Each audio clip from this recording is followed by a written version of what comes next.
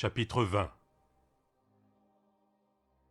Alors que l'aube éclaircissait le ciel au matin du troisième jour, les premières réalités de l'Apocalypse heurtèrent de plein fouet les murs de Drosdelnock. Les bras de centaines de balistes étaient ramenés en arrière par des milliers de guerriers en sueur. Les muscles gonflés et noués, les nadirs armèrent les bras géants, jusqu'à ce que les paniers en osier qui se trouvaient à leur extrémité soient presque à l'horizontale. On garnit chaque panier d'un bloc de granit déchiqueté.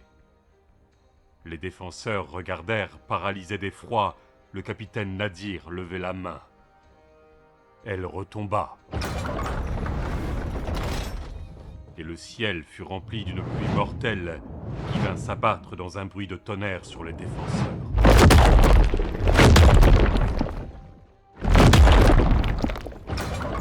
Les remparts tremblèrent sous la chute de pierre. Du côté de la tour des portes, une partie des créneaux vola en éclats sous l'impact d'un gros rocher, et 3 hommes furent expédiés dans le néant. Sur le mur, les hommes se recroquevillèrent et se jetèrent au sol, les mains sur la tête. Le bruit était effroyable, le silence qui suivit, terrifiant. Car comme le premier assaut assourdissant prenait fin, les soldats levèrent la tête pour voir ce qui se passait en bas, et découvrirent que la même procédure allait se répéter. Les imposants bras en bois repartirent en arrière, encore plus loin. La main du capitaine se leva et se baissa, et la pluie mortelle s'abattit.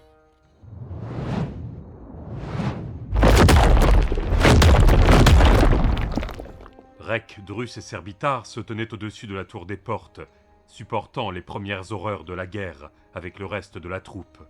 Rek avait refusé que le vieil homme reste seul, même si Orin avait déconseillé que les 2 chefs soient côte à côte. Il avait déclaré que c'était de l'inconscience. Vous et Dame Virae pourrez regarder du deuxième mur, mon ami, et vous verrez qu'aucun caillou Nadir ne m'obligera à me coucher à terre. Virae, furieuse, insista pour être autorisée à rester sur le premier mur avec les autres, mais Rek refusa sommairement. Drus mit rapidement fin à un début de dispute. « Obéis à ton mari, femme !» gronda-t-il. Rek avait tiqué, et il avait vite refermé les yeux pour ne pas voir l'explosion de colère qui allait s'ensuivre. Étrangement, Virae s'était contenté d'acquiescer, et était parti se réfugier sur Musif, le mur 2, aux côtés d'Ogun et d'Orin. À présent, Rek était accroupi à côté de Drus, et regardait de chaque côté du mur. Épée et lance à la main, les hommes de Drosdelnock attendaient, dans l'angoisse que la tempête se calme. Pendant que les nadirs chargeaient pour la 2e fois, Drus ordonna à la moitié des hommes de se replier derrière le mur 2, hors d'atteinte des catapultes. Là, ils rejoignirent les archers de flécheurs. Pendant 3 heures, l'assaut continua, pulvérisant des sections entières de murailles, massacrant des hommes et abattant l'une des tours suspendues, qui se décrocha sous l'impact et s'effondra lentement dans la vallée en dessous. La plupart des hommes eurent le temps de sauter à l'abri, et seuls 4 d'entre eux furent emportés. Ils hurlèrent en passant par-dessus bord, jusqu'à ce qu'ils s'écrasent sur les rochers. Les brancardiers bravèrent le barrage pour ramener les blessés vers l'hôpital de campagne d'Eldibar. Quelques pierres avaient atteint le bâtiment, mais il était solidement construit, et jusqu'ici, aucun n'avait réussi à passer à travers. Barbritan, tout en puissance avec sa barbe noire, courait aux côtés des brancardiers, l'épée à la main, et les incitait à avancer. « Dieu tout-puissant, quel courage !» déclara Rek, donnant un coup de coude à Drus et lui montrant Britan du doigt. Drus acquiesça et remarqua la fierté évidente de Rek devant la bravoure de cet homme. Rek était de tout cœur avec Barbritan, qui semblait ignorer la tempête mortelle. Au moins 50 hommes durent être évacués, moins que ce que Drus avait prévu. Il se redressa pour regarder par-dessus les remparts. « Bientôt, dit-il, ils se regroupent derrière les tours d'assaut. » Un rocher traversa le mur, à 10 pas de lui à peine, dispersant les hommes comme du sable dans le vent. Miraculeusement, un seul d'entre eux ne put se relever. Les autres rejoignirent leurs camarades. Drus leva le bras pour donner le signal à Aurine. Une trompette retentit. Flécheur et ses hommes avancèrent en masse. Chaque archer portait 5 carquois de 20 flèches. Ils coururent à travers le terrain vague, passèrent sur les ponts au-dessus du fossé et montèrent sur les remparts. Dans un rugissement de haine presque palpable, les nadirs se lancèrent à l'assaut du mur, déferlant en masse, telle une marée noire prête à submerger la Drosse. Des milliers de barbares se mirent à tirer les gigantesques tours d'assaut en avant, tandis que d'autres couraient avec des échelles et des cordes. La plaine devant le mur semblait vivante, comme les nadirs avançaient, poussant leurs cris de guerre. Essoufflé et haletant, Flécheur arriva pour se tenir aux côtés de Drus, Rek et Serbitar. Les hors-la-loi se dispersèrent sur toute la longueur du mur. « Tirez dès que vous le pouvez !» dit Drus. Le brigand vêtu de vert passa une main fine dans ses cheveux blonds et sourit. « Ça va être dur de manquer sa cible, » déclara-t-il. « Mais ce sera comme cracher dans un verre d'eau. »« Chaque petit peu est d'une grande aide, » répondit le capitaine. Flécheur banda son arc en if et encocha une flèche. À gauche et à droite de lui, le même mouvement fut repris 1 millier de fois. Flécheur repéra un guerrier de tête et décocha sa flèche, qui fendit les airs et se planta dans le gilet de cuir du soldat. Comme il s'écroulait, une acclamation disparate monta le long du mur. 1 millier de flèches suivirent, puis 1000 de plus, et 1000 encore. Nombre de guerriers nadirs portaient des boucliers, mais beaucoup n'en avaient pas. Des centaines d'entre eux tombèrent sous les flèches, faisant trébucher les hommes qui les suivaient. Pourtant, la masse noire continuait d'avancer, piétinant le sol et les cadavres. Armé de son arc Vagrian, Rek tirait flèche sur flèche au cœur de la horde. Son manque d'habileté était un facteur qui n'entrait pas en ligne de compte, car, comme Flécheur l'avait fait remarquer, il était difficile de manquer sa cible. Les flèches étaient une pâle copie de l'attaque maladroite des balistes qui avait été utilisée contre eux un peu plus tôt. En revanche, elles causèrent plus de dégâts. Les nadirs étaient maintenant suffisamment près pour qu'on puisse distinguer leurs visages. C'étaient des hommes à l'aspect sauvage, pensa Rek, mais durs et hardis, éduqués pour la guerre et le sang. Beaucoup d'entre eux n'avaient pas d'armure. Certains portaient des côtes de mailles, mais dans l'ensemble, ils étaient vêtus de plastrons noirs en bois et en cuir laqué. Leur cri de guerre était quasiment bestial. On ne discernait aucun mot. On ne pouvait percevoir que leur haine. C'était le cri de rage d'un gigantesque monstre à peine ébauché, pensa Rek, qu'une sensation familière de peur venait de prendre à l'estomac. Serbitar releva la visière de son aume et se pencha sur les remparts, ne prêtant pas attention aux quelques flèches qui passaient autour de lui. « Les porteurs d'échelles ont atteint le mur, » dit-il doucement. Drus se tourna vers Rek. « La dernière fois que je me suis tenu aux côtés d'un comte de Drosdelnock, nous avons gravé une légende, » déclara-t-il. « Ce qui est étrange avec les sagas, » fit remarquer Rek, « c'est qu'elles ne parlent presque jamais des bouches sèches et des vessies gonflées. » Un grappin passa en sifflant par-dessus le mur. « Un dernier conseil ?» demanda Rek, en dégainant l'épée de son fourreau. Drus sourit et libéra Snaga. « Survivre !» répondit-il. De nouveaux grappins en fer raclèrent le mur pour être tendus d'un coup, mordant profondément dans la pierre comme des centaines de mains exerçaient une pression dessus.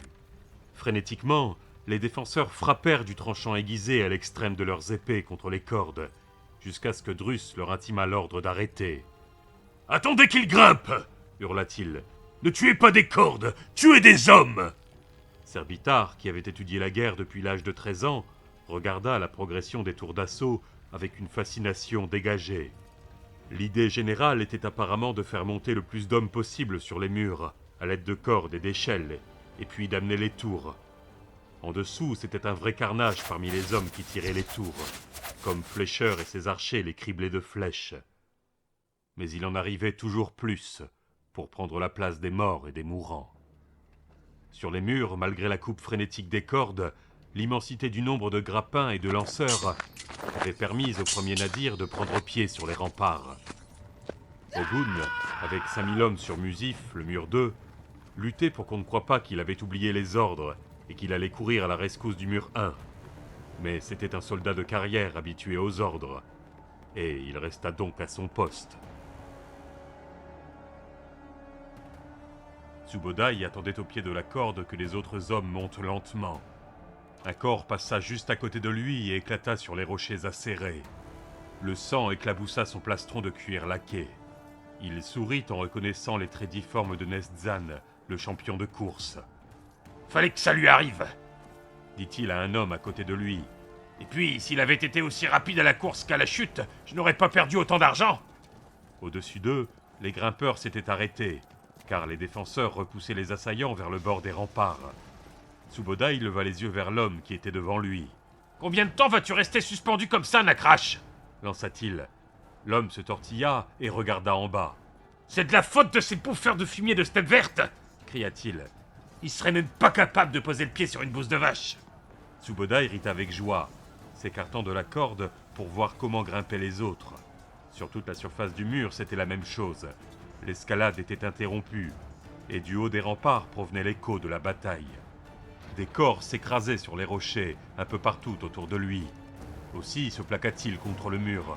« On va rester en bas toute la journée !» dit-il. « Le Khan aurait dû envoyer ses têtes de loup en premier. Ces steppes vertes étaient déjà inutiles à Gulgotir, mais ici c'est pire !» Son compagnon sourit et haussa les épaules. « Ça y est, ça avance à nouveau !» constata-t-il. Tsubodai agrippa la corde à nœuds et se hissa à la suite de Nakrash. Il avait un pressentiment aujourd'hui. Peut-être allait-il gagner les chevaux qu'Ulrich avait promis, à qui aurait la peau du vieux barbe grise dont tout le monde parlait. Marche-mort! Un vieux plein de soupe sans bouclier! Tsubodai! L'interpella Nakrash. T'as pas intérêt à mourir aujourd'hui, d'accord? Pas tant que tu me dois de l'argent sur la course à pied! Est-ce que tu as vu Nestzan tomber? Répondit Tsubodai en hurlant. Comme une flèche! T'aurais dû le voir gigoter avec les bras. C'est comme s'il avait voulu repousser le sol.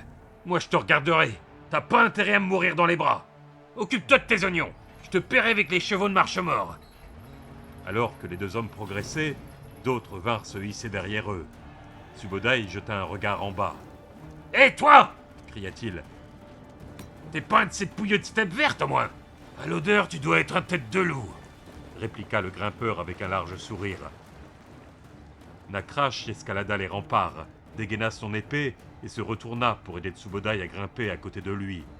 Les attaquants avaient fait une percée dans la ligne de défense d'Renaï, et ni Tsubodai ni Nakrash ne pouvaient encore se joindre à l'action. « Dégagez! Faites place !» leur dit l'homme qui était derrière eux. « Attends ton tour, pu du bec !» dit Tsubodai. « Je vais demander aux Hurons de venir t'aider. Hé, Nakrash, tire un peu sur tes grandes jambes et dis-moi où se trouve Marche-Mort. » Nakrash indiqua un point sur sa droite. « Je crois que tu vas pouvoir tenter ta chance pour les chevaux. Il a l'air de se rapprocher. » Tsubodai sauta délicatement sur les remparts, essayant d'apercevoir le vieil homme en action. Les steppes vertes ne font que se précipiter sur sa hache. Les imbéciles. Mais personne ne l'entendit au-dessus de la clameur. La percée diminuait à vue d'œil, et Nakrash bondit dans un trou, égorgeant au passage un soldat de Renaï qui essayait désespérément de dégager son épée du ventre d'un nadir. Tsubodai eut au fait de le rejoindre, découpant et taillant à tout va les grands hommes du Sud aux yeux ronds. La soif de combat le submergea, comme elle le faisait depuis les 10 ans de guerre qu'il avait passés sous la bannière d'Ulrich. Lorsque la première bataille avait commencé, il n'était qu'un jeune homme qui gardait les chèvres de son père dans les steppes de granit, loin au nord. À cette époque, Ulrich n'était un chef de guerre que depuis quelques années. Il avait vaincu la tribu des Longs Singes et avait offert à ses membres la chance de chevaucher à ses côtés, sous sa propre bannière. Ils avaient refusé et étaient tous morts, sauf un. Tsubodai se souvenait de ce jour. Ulrich avait personnellement attaché leur chef à 2 chevaux et ordonné qu'ils soient écartelés. 800 hommes avaient été décapités, et leurs armures données à des jeunes comme Tsubodai. La razzia suivante, il avait fait partie de la première charge. Gatsun, le frère d'Ulrich, l'avait couvert d'éloges, et lui avait offert un bouclier en cuir de vache tendu, bordé de cuivre. Il l'avait perdu aux osselets le soir même, mais il se souvenait toujours de ce cadeau avec tendresse. Pauvre Gatsun. Ulrich l'avait fait exécuter l'année d'après pour avoir essayé de fomenter une révolte. Subodai avait participé à la traque et fut l'un de ceux qui applaudirent le plus quand sa tête tomba, décapitée. Aujourd'hui, avec 7 femmes et 40 chevaux, Subodai était, selon les critères nadirs, un homme riche. Et il n'avait pas encore 30 ans. Les dieux devaient vraiment l'aimer. Une lance lui égratigna l'épaule. Son épée siffla et trancha à moitié le bras de l'adversaire. Oh, comme il devait l'aimer, les dieux! Il bloqua un coup de taille avec son bouclier. Nakraj vint à son aide, éventrant son assaillant qui tomba au sol en hurlant et disparut dans les jambes des guerriers qui poussaient derrière. À sa droite, le rang Nadir perdait du terrain, et il fut repoussé au moment même où Nakraj reçut une lance dans le flanc. La lame de Subodai fendit les airs, touchant le lancier juste au-dessus du cou. Le sang gicla et l'homme s'effondra. Subodai jeta un coup d'œil à Nakraj, qui se tortillait à ses pieds, les mains agrippées autour du manche glissant de la lance. S'accroupissant, il tira son ami hors de la zone de combat.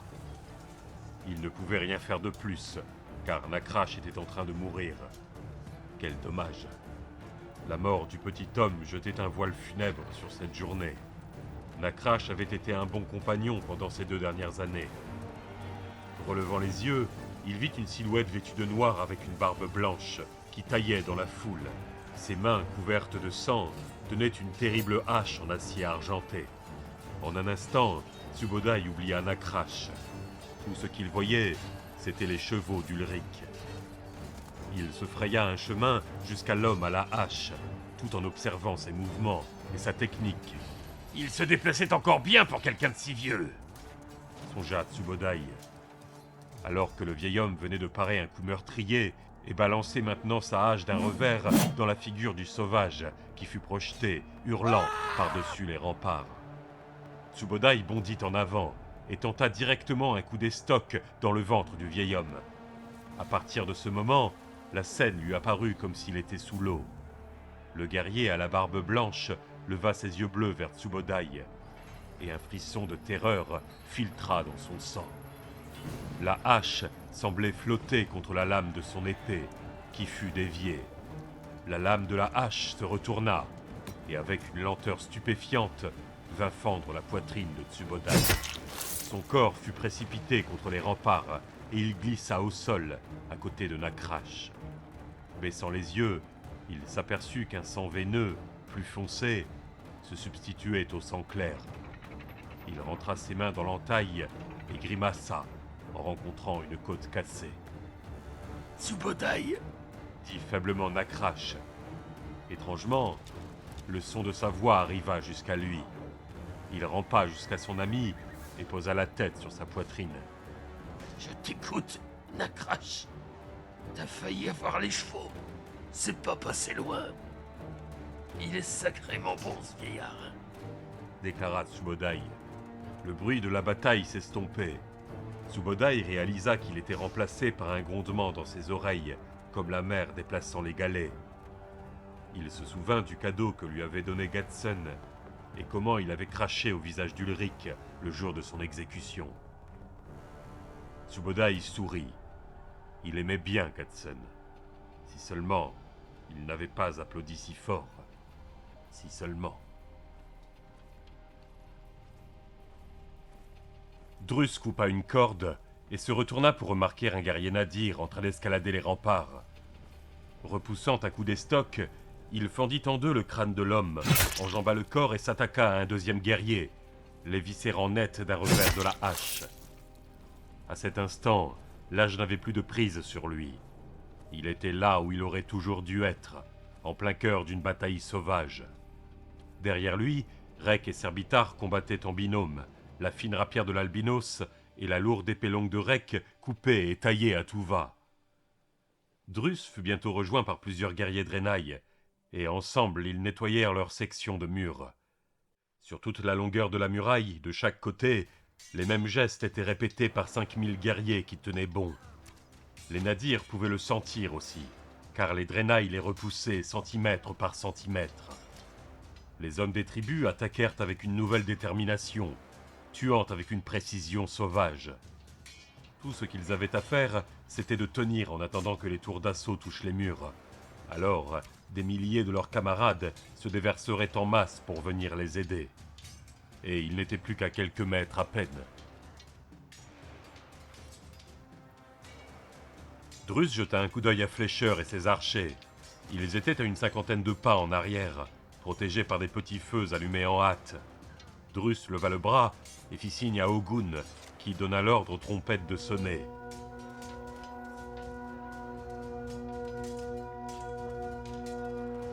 Sur le mur, plusieurs centaines d'hommes rompirent le combat, pour s'équiper de peaux anglaises scellées à la cire, et les jetèrent sur les tours en approche. Les poteries se brisèrent sur les charpentes, les éclaboussant d'un liquide noirâtre qui imprégna le bois. Gilad, une épée dans une main et une poterie dans l'autre, para le coup d'estoc d'un petit basanet armé d'une hache, lui écrasa son épée dans la figure et lança son projectile. Il eut juste le temps de le voir se briser dans l'ouverture du toit d'une des tours, là où étaient rassemblés les guerriers nadirs, avant que de nouveaux envahisseurs ne foncent sur lui pour l'attaquer. Il éventra le premier d'un bon coup d'estoc, mais son épée se retrouva coincée dans les entrailles du mourant. Le second attaquant poussa un cri et donna un coup de taille à Gilad, qui lâcha la poignée de son épée et recula vivement. Immédiatement, un autre guerrier Draenei intercepta le nadir, bloqua son attaque et, d'une pirouette, le décapita net. Gilad arracha son épée du reste du cadavre nadir et remercia Bregan d'un sourire. « Pas mal pour un fermier !» hurla Gilad, se frayant de force un chemin dans la bataille, transperçant la garde d'un guerrier barbu qui portait un gourdin clouté. « Maintenant, flécheur !» cria Drus. Les hors-la-loi encochèrent des flèches, dont la pointe était en partie recouverte d'un morceau de tissu imbibé d'huile, et les passèrent au-dessus des flammes des petits feux. Une fois que les flèches furent enflammées, ils les décochèrent par-dessus les remparts, pour qu'elles se plantent dans les parois des tours d'assaut. Des flammes jaillirent instantanément, et une fumée noire, épaisse et asphyxiante monta vers le ciel, emportée par la brise matinale. Une flèche enflammée fila tout droit dans l'ouverture de la tour, où Gilad venait d'envoyer son pot d'huile, et se ficha dans la jambe d'un guerrier nadir dont les vêtements étaient aspergés. Transformé en une véritable torche humaine en quelques secondes à peine, l'homme hurla de douleur et s'agita dans tous les sens. Il bouscula ses camarades, qui prirent feu à leur tour. D'autres poteries encore volèrent dans le ciel, pour attiser le feu qui prenait aux 20 tours. La terrible odeur de chair brûlée était portée par le vent sur toute la muraille. Malgré la fumée qui lui brûlait les yeux, Servitar avançait au milieu des nadirs. Son épée semblait tisser un sort d'outre-tombe. Sans effort, il faisait périr ses ennemis. C'était une machine à tuer d'une puissance incroyable. Un sauvage le prit à revers, le couteau levé, mais Servitar fit volte-face et ouvrit la gorge de l'homme d'un geste fluide. « Merci, frère !» émit-il à destination d'Arbe d'Arc sur le mur 2. Rek, bien que n'ayant ni la grâce ni la rapidité meurtrière de Servitar, obtenait les mêmes résultats avec son épée, qu'il maniait des deux mains comme un gourdin. Il voulait gagner aux côtés de Drus. Un couteau lancé ricocha contre son plastron, lacérant sa peau au-dessus du biceps. Il jura et ignora la douleur, comme il avait ignoré les autres petites blessures de la journée. Une déchirure à la cuisse et les côtes contusionnées par un javelot nadir que sa côte de maille et son plastron avaient pu arrêter. 5 nadirs passèrent à travers les défenses et se ruèrent vers des brancardiers désarmés. Flécheur embrocha le premier à 40 pas, Kaïssa le deuxième, et Barbritan courut avec 2 de ses hommes pour intercepter les 3 autres. La bataille fut courte, mais féroce, et le sang des cadavres nadirs tacha le sol. Lentement, presque imperceptiblement, on put percevoir un changement dans la bataille. De moins en moins de nadirs grimpaient au mur, car leurs camarades étant repoussés de l'autre côté des remparts, il n'y avait plus beaucoup d'espace où s'appuyer. À présent, les nadirs ne se battaient plus pour conquérir, mais pour rester en vie. Le sens de la bataille, bien que fluctuant, avait tourné, et ils étaient devenus les assaillis. Mais les nadirs étaient braves et acharnés. Ils n'implorèrent pas, ne se rendirent pas, et tinrent leur position, mourant sans cesser de combattre. Un par un, ils tombèrent, jusqu'à ce que le dernier des guerriers soit balayé des remparts et qu'ils gisent disloqués sur les rochers en dessous. À présent silencieuse, l'armée nadir se retira du champ de bataille et se tint hors d'atteinte des archers pour mieux s'écrouler sur le sol et contempler la drosse d'un regard terne où se lisait une inlassable haine. Des panaches de fumée noire montaient des tours qui se consumaient, et la puanteur de la mort leur remplit les narines. Rex s'adossa au rempart et se frotta le visage d'une main sanguinolente. Drus marcha vers lui, essuyant Snaga avec un morceau de tissu déchiré. Des taches de sang maculaient la barbe poivre et sel du vieil homme.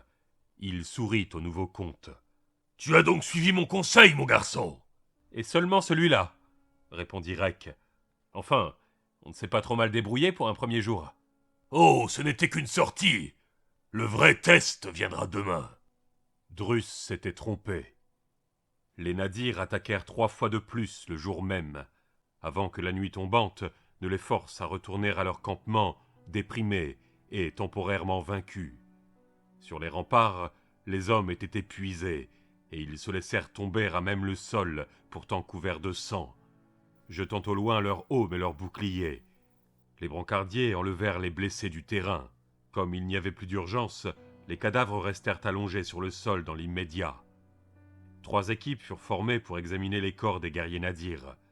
Les morts furent balancés par-dessus les remparts. Les blessés furent achevés en vitesse, puis jetés dans la plaine en contrebas. Drus se frotta les yeux de fatigue. Une commotion à l'épaule le brûlait. Son genou avait enflé, et il avait l'impression que ses jambes étaient en plomb. Mais il s'en était tiré mieux qu'il ne l'avait prévu pour la journée. Il regarda autour de lui. Déjà des hommes dormaient, affalés sur la roche. D'autres étaient simplement adossés aux parois, les yeux brillants et l'esprit ailleurs. Il n'y avait quasiment pas de conversation. Au loin, sur le mur, le jeune comte parlait avec l'albinos. Ils s'étaient bien battus tous les deux, et l'albinos semblait frais.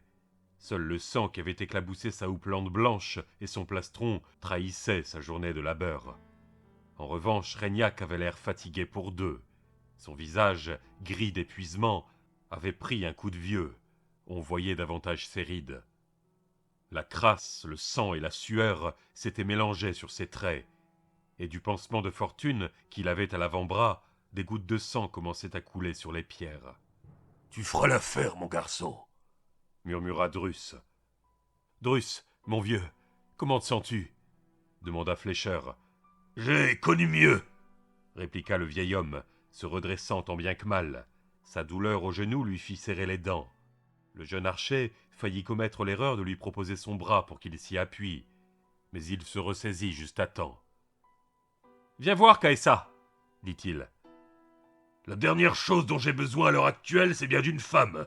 Je vais dormir !» répondit Drus. « Ici, tiens, ce sera parfait !» Le dos au mur, il se laissa doucement glisser à terre, en gardant son genou blessé bien tendu. Fleischer tourna les talons et se dirigea vers le hall du mess, où il trouva Caessa et lui expliqua le problème. Après une courte discussion, elle ramassa du linge, tandis que Fleischer, de son côté, prenait une carafe d'eau. Tandis que l'obscurité se faisait plus profonde, ils retournèrent tous les deux en direction des remparts. Drus dormait, mais il se réveilla à leur approche. La fille était une vraie beauté, aucun doute possible. Elle avait des cheveux auburn, mais dans le clair de lune ils avaient des reflets d'or, semblables aux pétillements qu'on pouvait voir dans ses yeux.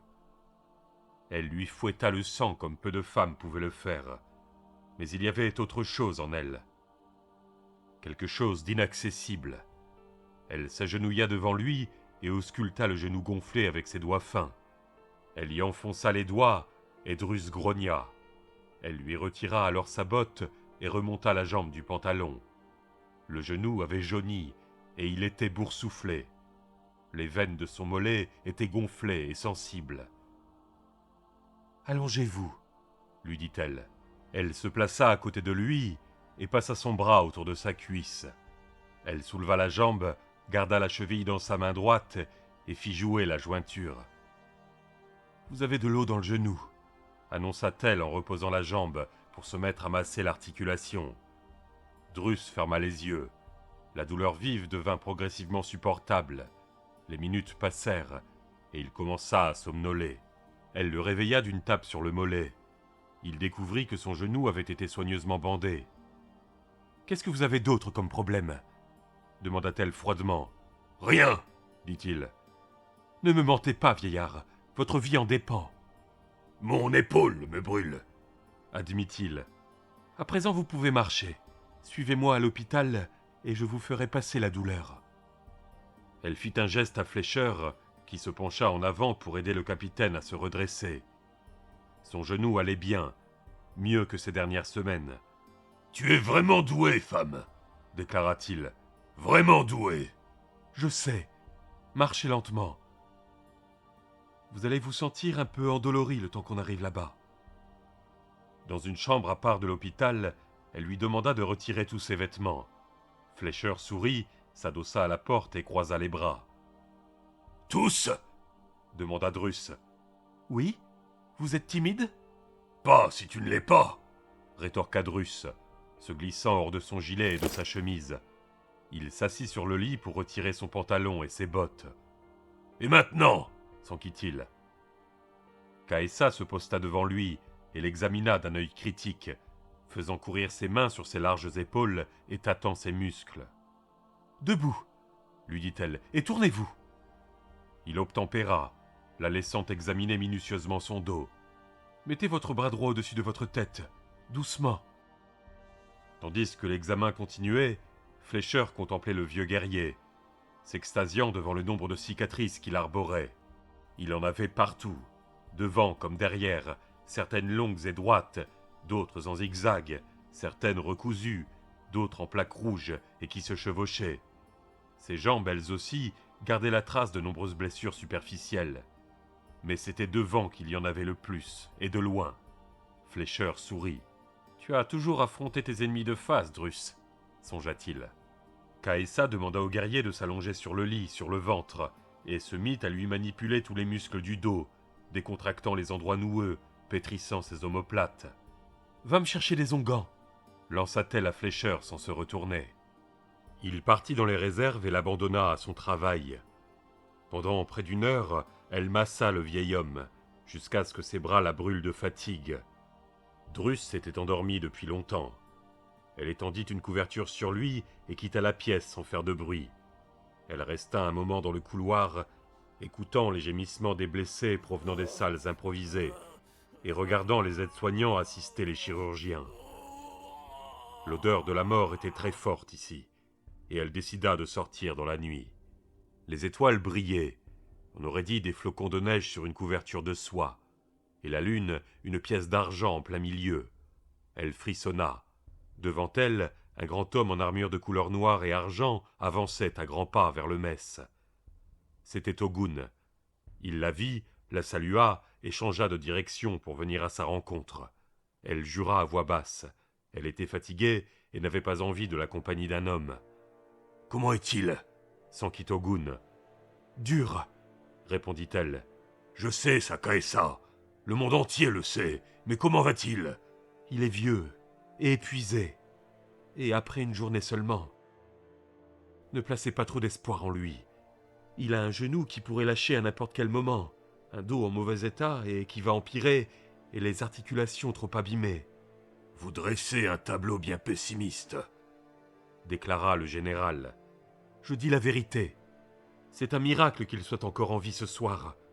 Je ne comprends pas comment un homme de son âge, avec les blessures qu'il a subies, peut se battre toute une journée et survivre. »« Et il est allé là où le combat était le plus rude, » dit Ogun. « Et il le refera demain. Si vous voulez qu'il vive, assurez-vous qu'il se repose après-demain. »« Il n'acceptera jamais, » répliqua Ogun. « Aussi il acceptera. Il s'en sortira peut-être demain. Et déjà, j'en doute. Mais demain soir, il pourra à peine bouger le bras. Je l'aiderai, mais il faudra qu'il se repose un jour sur 3. Et 1 heure avant l'aube demain, je veux qu'on lui prépare un bain chaud, ici dans sa chambre. Je le masserai une nouvelle fois, avant la bataille. »« Vous passez un temps considérable auprès d'un homme que vous décrivez comme vieux et fatigué, et dont vous vous êtes moqué il n'y a pas si longtemps. » « Ne soyez pas stupide, Ogun. Je passe du temps avec lui justement parce qu'il est vieux et fatigué. Et bien que je ne lui porte pas la même estime que vous, je vois bien que les hommes ont besoin de lui. Des centaines de petits garçons qui jouent aux soldats pour impressionner un vieil homme qui ne vit que pour la guerre.